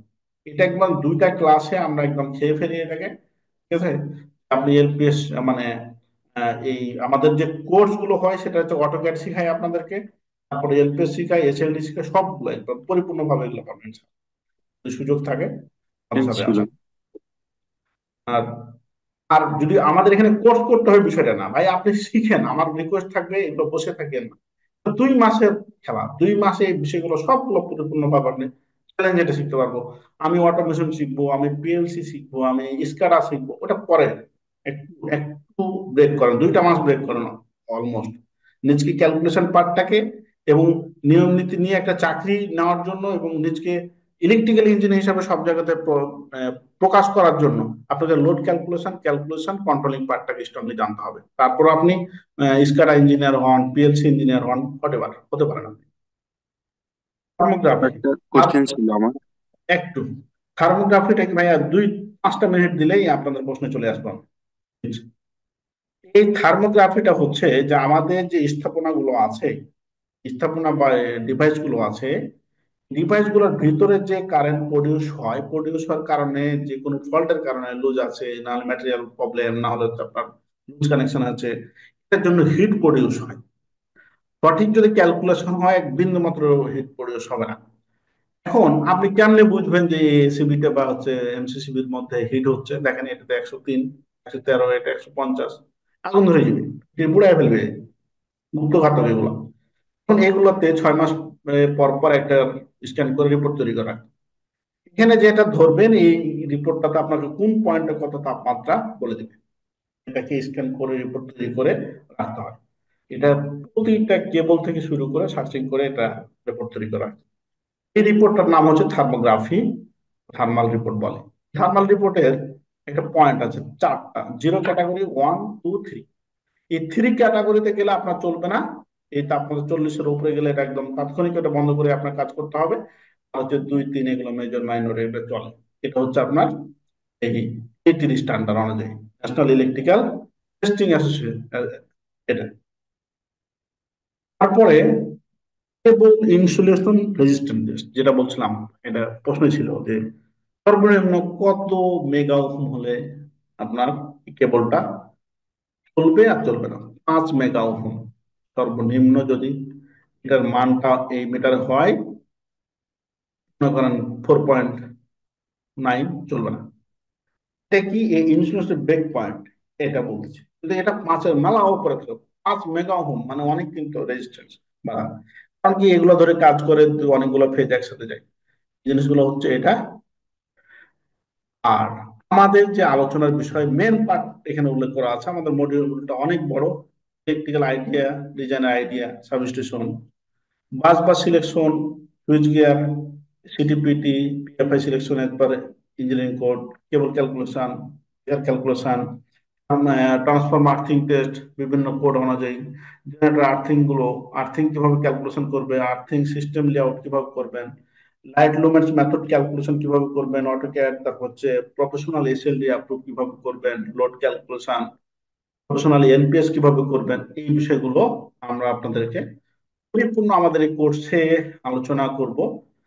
যারা কোর্স করতে চান, শুধু চ্যাট বক্সে আপনাদের নাম্বারগুলো দিবেন, আমি তাদের সাথে কথা বলবো। আর রেজিস্ট্রেশন যারা করেছেন তাদেরকে অফিস থেকে হয়তো কথা বলবে। যারা কোর্স করতে চান, চ্যাট বক্সে যারা নাম্বার দেবেন শুধু তাদের সাথে আমি কথা বলবো, প্রিয় ভাইরা। তো আপনারা যারা কোর্স করতে চান বা আমার সাথে ডিসকাস করতে চান, তারা চ্যাট বক্সে নাম্বার দেওয়ার জন্য অনুরোধ করতেছি। তার সাথে সাথে আপনাদের কোনো কোশ্চেন, আর একটু 2 মিনিট সময় নেব, যে আমাদের মডিউল গুলো একটু আপনাকে আমি দেখাতে চাই। মডিউলটা দেখিয়ে আপনারা চ্যাট বক্সে নাম্বার দিতে থাকেন যারা কোর্স করবেন, আর আপনাদের প্রশ্নগুলো একটু মাথায় রাখেন। প্রশ্নগুলো নেব আপনাদের। এখানে ইলেকট্রিক্যাল এগুলো যেগুলো বলছে এগুলো পরিপূর্ণ আপনারা শিখতে পারবেন, মানে সময় নষ্ট না করে এবার আসেন, আমার কথা শুনে আপনারা অনেক উপকৃত হবেন ইনশাল্লাহ। দেখেন এই যে হচ্ছে এটা আছে আমাদের কোর্স মডিউল। এখানে এই পার্ট গুলো হয়তো আপনাদেরকে লেখা মনে হচ্ছে যে কয়টা, কিন্তু পরিপূর্ণভাবে ইলেকট্রিক্যালের একটা ক্লাস হবে। ইলেকট্রিক্যাল যারা জানেন কি অটোক্যাড তারা শিখতে পারবেন। বেকার সিলেকশন থেকে শুরু করে বাসবার ক্যালকুলেশন, সাবস্টেশন সব এখানে চলে আসবে। এটা হচ্ছে আমাদের মডিউল টোটালটা। ঠিক আছে ভাইরা, ধন্যবাদ। অনেক কথা বলার মাধ্যমে যদি কোনো ভুল ত্রুটি থাকে সেটা ক্ষমা দৃষ্টিতে দেখবেন, আর আপনাদের প্রশ্নগুলো করুন প্লিজ। এই ক্লাসটা কয়টা থেকে শুরু হবে? এটা ভাইয়া আমাদের ক্লাসটা হচ্ছে রাত 9টায় থেকে শুরু হবে, সপ্তাহে 2 দিন অনলাইনে ক্লাস, আর অফলাইনে আপনি যেদিন আসতে পারবেন সেই দিন আপনার ক্লাস। মনে করেন এখন আমরা স্টিল নাও ক্লাস করতেছি, কালকে সকালে আপনি আসতে যাচ্ছেন। আপনারা এখানে গ্রুপ মনে করেন 10 জন আপনারা এই কোর্সে ভর্তি হয়েছেন, 10 জনে আসলে যে ক্লাস হবে বিষয়টা এরকম না। আপনি একাই আসবেন, একাই আপনাকে নিয়ে ক্লাস, ফিজিক্যাল ক্লাস।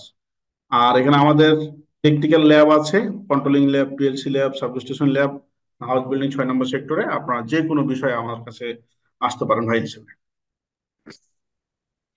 হ্যাঁ, আমি তো চট্টগ্রাম থেকে বলছিলাম তো।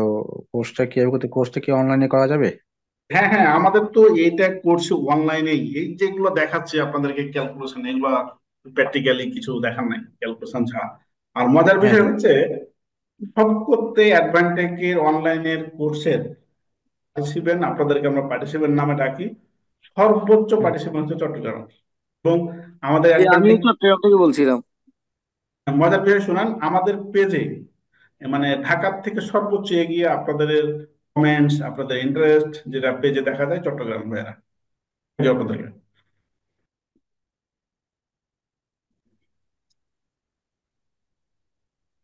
ভাইয়েরা কোনো কোশ্চিন বা আজকের আলোচনার উপরে কোশ্চিন। সেমিনারটি রেকর্ড ভিডিও আপনাদেরকে দেওয়া হবে, আমাদের যারা রেজিস্ট্রেশন করেছেন তাদেরকে দেওয়া হবে আর কি, না হলে তো আপনাকে খুঁজে পাবো না, কিভাবে দেবো বলেন। আমি আপনাদেরকে যারা দ্বিধাদ্বন্দ্বে ভুগতেছেন, আসলে এই টাকা পয়সা তো ভাই, এটা আসলে আমি সবসময় বলি যে টাকা ছাড়া যদি আপনাদেরকে এই কোর্সটা নেওয়া যেত, মাঝে মধ্যে তাও তো অ্যাডভান্টেজ ফ্রি কোর্স অনেক লঞ্চ করে, যে কিছুদিন হলে একটা শেষ হয়েছে, আবার একটা এবিসি লাইসেন্সের উপরে ফ্রি কোর্স আমরা ছাড়বো, আমাদের পেজে থাকবেন। ফুল এবিসি লাইসেন্স পাওয়ার জন্য যে কোর্স আমরা ফ্রি লঞ্চ করবো একটু ব্যস্ততা কমলেই। এবং এই এবিসি লাইসেন্স পাওয়ার জন্য সার্টিফিকেট থেকে শুরু করে যা প্রয়োজন আপনাদের হেল্প করবো, ওটা খুবই ইম্পর্টেন্ট একটা জবের জন্য। আমাদের পেজের সাথে থাকবেন, এগুলো আমরা। তো আমি বলছিলাম যে যদি টাকাটা ফ্যাক্ট হতো, তো টাকা ছাড়াই যদি আমি কোর্স, আমি বলতেছি ভাই আপনি শিখেন এই কোর্সগুলো, একটা কোর্স করলে আপনি যে কতটা বেনিফিট হবেন সেটা আপনি করার পরে আপনার সাথে আমার আলোচনা হবে। ওই একটা মানে মার্কেটিং যারা করে তারা বলে যে মানি ব্যাক গ্যারেন্টি, ঠিক আছে, এই জায়গাতে এরকম বলছিল মানি ব্যাক গ্যারেন্টি, তো আমি এই কথাটা আগে বুঝতাম না। তো ওকে আমি বললাম যে ভাই মানি ব্যাক গ্যারেন্টি মানে কি? তো ভাই আপনি যদি এটা খারাপ হয় প্রোডাক্ট, আপনাকে টাকা ফেরত দেবো। আচ্ছা আচ্ছা, এটা কি মানি ব্যাক গ্যারেন্টি বলে? আমি মনে হচ্ছে মানে আসলে কি ভাই, মানে আমাকে যেমন গত কয়েকদিন হলো একটা মানারাত ইন্টারন্যাশনাল ইউনিভার্সিটিতে একটা প্রোগ্রাম করলাম আমরা, তারপরে ওই যে আরো দুই তিনটা প্রোগ্রামের আমাদের ভার্সিটি পলিটেকনিক আমরা প্রোগ্রাম করি। তারপরে এই যে খুলনা থেকে একটা আজকে কল আসলো যে তাদেরকে 6 দিনের একটা ট্রেনিং দিতে হবে, আমরা টিম রেডি করতেছি, ওখানে যাব তাদেরকে। তো বিষয়টা হচ্ছে এখানে মজার বিষয় হচ্ছে কি যে বলে যে ভাই, যেমন একজন এসএমএস করছে আমাকে যে অটোমেশনের সকল ডকুমেন্টস গুলো প্লিজ আমাকে, আমি তো বলছি যে আপনাদের ফ্রি আমি ডকুমেন্ট দেবো, যেগুলো দেখাইলাম আপনারা আমাকে চান আপনি আপনারা দিব। আমাকে এভাবে বলছে যে অটোমেশনের all documents please send my email আর হোয়াটসঅ্যাপ কন্ত। এখন একটা আপনি কি চাচ্ছেন, আপনি বিএনবিসি চান বিএনবিসি দেবো, এনএফপি চান এনবিসি দেবো, এখন সব ডকুমেন্টস আমার কাছে চাই। এখন সব ডকুমেন্টস বলতে আমি কি আমার যত কিছু ডকুমেন্টস সব কিছু মেল করে দেবো নাকি? নাকি আপনার মত দেন কি ছোট ভাই হিসেবে?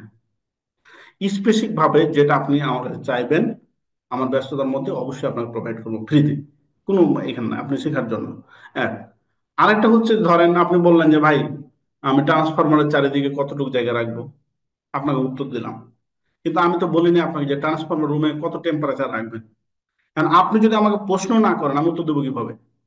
সেজন্য কোর্স গুলোতে কি হয়, সিকোয়েন্সলি যেহেতু একটা আলোচনা হয়, মনে করেন এটা আপনি প্রশ্ন না করলেও চলে আসতেছে। এই জন্য যে কোনো কোর্সে যদি আপনি ভর্তি হন বা যুক্ত থাকেন, তখন সিকোয়েন্সলি একটা শেখার একটা থাকে। ধরুন আপনি আমার খুব ভালো বন্ধু, আপনি আমাকে বলছেন যে "শোন ভাই, আপনার কাছে আমি কালকে যাবো"। কত বন্ধু এরকম আছে যে আমি শিখবো এটা, আসেন, welcome। 2 দিন আইসা আর আসে না। আমার অসংখ্য বন্ধু, আমার অটোমেশন ল্যাব আছে এখানে, কন্ট্রোলিং ল্যাব আছে, স্ক্যাডার ল্যাব আছে, আপনার servo motor, servo drive, HMI, VFD, এগুলো তো আছেই, এগুলো তো সেল সার্ভিস করি আমরা। আমাকে বলে বন্ধুরা যে আমি আসতেছি, আসো, বা বড় ভাই হোক ছোট ভাই, 2 দিন আসে আর আসে না। ভাই আসেন না কেন? ভাই এই ব্যস্ত সেই ব্যস্ত। হ্যাঁ, মানে উনি যদি টাকা দিয়ে ভর্তি হতো, মনে করেন 30,000 টাকা, আমাদের একটা কোর্স আছে 35,000 টাকা কোর্স, তো 35,000 টাকা যদি আমাকে প্রথম দিন দিত উনি, তাহলে কিন্তু আসতো কি যে আমি 35,000 টাকা দিয়েছি, আমার আসতেই হবে। সেজন্য টাকাটাও নেওয়া এবং দেওয়াও কিন্তু কাজ শেখার জন্য একটা খুবই প্রয়োজন। প্রিয় ভাই, থ্যাংক ইউ, থ্যাংক ইউ সবাইকে আমার কথা শোনার জন্য। আরো কারো প্রশ্ন এবং কোর্স যারা করতে চান আমি বলতেছি, তারা চ্যাট বক্সে নাম্বার দেবেন প্লিজ। আর যারা কোর্স করবেন না তাদেরকেও ধন্যবাদ যে আপনারা যুক্ত হয়েছেন এবং আমাদের এই যে ইউটিউবের সাথে থাকবেন। অনেক শিক্ষামূলক জিনিস আছে, আপনাদের হয়তো বা হেল্পে আসতে পারে। Thank you. আর কোনো কোশ্চেন থাকলে আজকের আলোচনা আর যে কোনো টেকনিক্যাল। আচ্ছা ভাই, আমার একটা কোশ্চেন ছিল যে আমরা এলপিএস সিস্টেমে কনভেনশনালটা ইউজ করে আরএনজি সেক্টরে, আরেকটা আছে এসি সিস্টেম, ওইটাকে কেন ইউজ করা হয় না সেটা? এটা কেন ইউজ করা হয় না, উত্তরটা মানে হচ্ছে এটা হচ্ছে আমাদের একটা টাম্পাকো ফয়েলস লিমিটেড আমি চাকরি করতাম ভাই, বুঝছেন? তো আপনি যেটা বলছেন যে একটাই থাকে টাওয়ারের মতো, ঠিক না? জি। এখানে কাউন্টিং সিস্টেম থাকে, একটা বোরিং থাকে বিশাল করে, এটা এটা রেঞ্জ থাকে, কতটুকু ধরতে পারবে এটা ডিভাইসের উপর ডিপেন্ড করে। জি জি মজার বিষয় হচ্ছে আমরা ইনস্টল করার 15 দিন পরে আমরা দেখতে যাচ্ছি, মানে ওটা দিয়েছি চলতেছে, ফ্যাক্টরি চলতেছে। 15 দিন পর দেখতেছি ভাই কিন্তু এখান থেকে কপার যেটা বুঝেন কেবলটা নাই, জি একটা কেবল নিয়ে চলে গেলে কম তো। যদি তখন বজ্রপাত হতো তাহলে কি কোম্পানিটা নষ্ট করে দিত না? জি ওই একটা কারণ, মানে এটা মানে অফিসিয়ালি কথাবার্তা না, অফিসিয়ালি কথাবার্তা। আর যদি আমার এটা হচ্ছে ম্যানুয়ালি হতো তাহলে হয়তো বা একটা কাটতো, এক পাশ কাটতো, নদীর পাশে বাঁচতো হয়তো বা। আর এটা টেকনিক্যালি আপনার এটা পরীক্ষামূলক হয়ে আছে এখন। আর এসি বা হচ্ছে বিভিন্ন সাইট গুলা যেটা আরএনজি সেক্টরের যেটা এলপিএস ডিজাইন, আপনার ওটা এখন এ পর্যন্ত অ্যালাউ হয়নি আমার জানা। ক্লিয়ার? এটা জি হয়তো বা পরীক্ষামূলক, যেহেতু এটা অনেক আপডেট আর কি, অনেক ভালোই, কিন্তু হয়তো বা এখনো আমার মনে হয় যে পরীক্ষামূলক আছে, যে যদি ওর রেঞ্জের মধ্যেও যদি না ক্যাচ করে, মন খারাপ আছে আমি ক্যাচ করলো না, সেক্ষেত্রে কি এ ধরনের তো টেকনিক্যালি পরীক্ষামূলক আছে হয়তো বা। ক্লিয়ার? জি বুঝতে পারছি। কোর্স ফি হচ্ছে ভাই, আমাদের এই কোর্স ফি হচ্ছে 7,500 টাকা আমরা বলি। আমাদের সিরিয়ালি মনে করেন কালকে থেকেই অলরেডি 2-3 জন ভর্তি হয়ে আছে। আমরা 10 জনকে এই কোর্স ফি 5,000 টাকা রাখি। 10 জনকে সিরিয়ালি, ফার্স্ট 10 জনকে আমরা 5,000 টাকা রাখি। তারপরে একান্ত যদি কোনো কারো সমস্যা থাকে আমার সাথে যোগাযোগ করবেন, কিছুটা কনসিডার করার চেষ্টা করবেন। তবে 5,000 টাকাতে এখানে অটোক্যাড পাচ্ছেন এবং সকল ডকুমেন্টস, সকল ফাইল আপনাদেরকে আমরা দেবো ইনশাল্লাহ। আমি আবারও বলতেছি, যদি একান্ত কারো প্রবলেম না থাকে, এটা আমরা 2 মাসের একটা 2.5 মাসের জার্নিতে একসাথে হই। এখানে কি ইনস্টলেশন শেখা হবে? ভাই আর কারো কোনো কোশ্চেন? হয়তো বা চ্যাট বক্সে লিখছেন, আমি দেখিনি, এরকম থাকলে বলেন। জি ভাইয়া। ভাইয়া এখানে মানে ডিজাইন থেকে শুরু করে আপনার ইনস্টলেশন প্রক্রিয়াটা মানে ইনস্টলেশন যে কিভাবে করবে ওটা কি দেখানো হবে? হ্যাঁ অবশ্যই। এখানে হচ্ছে ইনস্টলেশন প্রক্রিয়া বলতে আপনার সাবস্টেশন পার্টটা আপনি সম্পূর্ণ পারবেন। আর হচ্ছে কেবল টে থেকে শুরু করে ডিবি থেকে শুরু করে এইগুলো সবগুলো আপনি পাবেন, এবং এগুলোর আপনার ডকুমেন্টস পাবেন, যেমন কোন গাইডলাইনে কি বলছে, যেমন কম্পারিজন গুলো বললাম, এগুলো পাবেন। আচ্ছা আমরা কি আরএসসি এবং নিরাপদ দুইটারই কি মানে সবকিছু কভার হবে? হ্যাঁ আমরা যে হ্যাঁ, এবং নিরাপদ আরএসসি তে করে, আরএসসি নিরাপদ পুঙ্খানুপুঙ্খ করা হবে। আরএসসি তো আপনি যদি কোনোদিন আরএসসি তে কাজ না করে থাকেন আর এই কোর্স করলে আপনি এটা তাদের সাথে সবকিছু পাবেন, কোন ডকুমেন্টস চাই, কি চেকলিস্ট চাই, সবকিছু পাবেন। চেকলিস্ট গুলো দেওয়া হবে আপনাদেরকে। যদি নিরাপদের জন্য কাজ করি, জি জি। মানে ধরেন আরএসসির জন্য আমরা ডকুমেন্ট সব যা আছে সবগুলো রেডি করবো বা শিখবো, হুম। তারপর যদি নিরাপন যাই, নিরাপনের যদি ডকুমেন্ট যেগুলো আপনি দেখাইছেন ওগুলো যদি কমপ্লিট করতে চাই এগুলো কি এই কোর্সে হবে?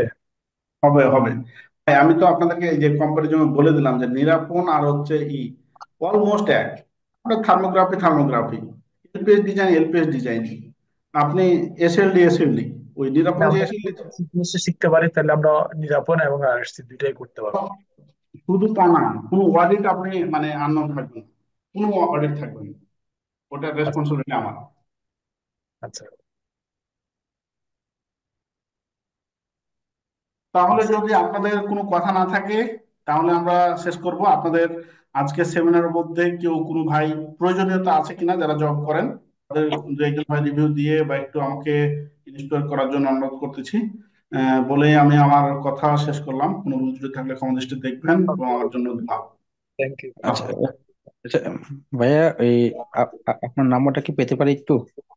আমার নাম্বার এই যে 31 যে নাম্বারটা আছে, অ্যাডভান্টেজ পেজও আছে 31, এই নাম্বারটা হচ্ছে আমার কাছে থাকবে। হুম? হ্যাঁ, কই জানো, এই যে নাম্বারটা, এটা আছে। এবং অফিসিয়ালি অ্যাডভান্টেজ পেজ আছে, ইউটিউব আছে, ওখান থেকে আমার নাম্বারটা। আমি আপনাদের রিভিউ চাই প্লিজ, দু একজন ভাই। কেউ যদি আপনাদের কোনো কথা না থাকে তাহলে আজকের জন্য শুভরাত্রি। আপনাদেরকে ধন্যবাদ যে দীর্ঘ সময় আজকের সেমিনারে যুক্ত ছিলেন। আর যে কোনো প্রশ্ন বা কথা থাকলে আপনার 31 নম্বরে হোয়াটসঅ্যাপ করবেন। আল্লাহ হাফেজ। ধন্যবাদ সবাইকে।